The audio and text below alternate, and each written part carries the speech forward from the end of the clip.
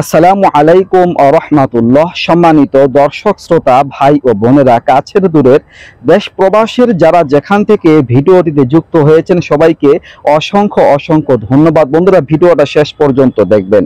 সংক্ষিপ্ত আকারে দুইটা স্বপ্ন আপনাদের জানাবো। যদি এই দুইটা স্বপ্ন আপনারা কেউ দেখেন, একত সৌভাগ্য নসিব হবে, আপনাদের কাজে সফলতা আসবে, আর দ্বিতীয়ত ধনবতী কোনো রমণীকে বিবাহ করতে পারবেন।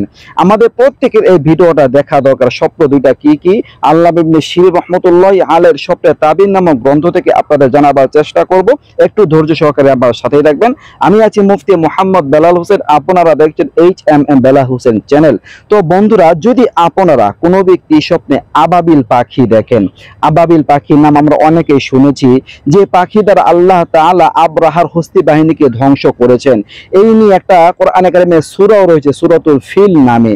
তো বন্ধুরা, আবাবিল পাখি যদি আপনারা কেউ স্বপ্নে দেখেন, তাহলে এই স্বপ্ন ধনপতি কোনো রমণীকে বিবাহ করার প্রতি ইঙ্গিত করে। আলহামদুলিল্লাহ, ভালো একটা লক্ষণ।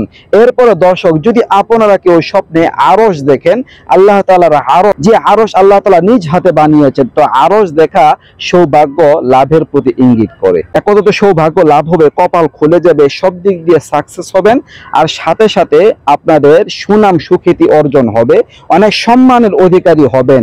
বিশেষ করে আপনার সুনাম চতুর্দিক দিয়ে ছড়িয়ে পড়বে যদি আপনারা স্বপ্নে আরশ দেখেন। খুবই সৌভাগ্যমূলক একটা স্বপ্ন।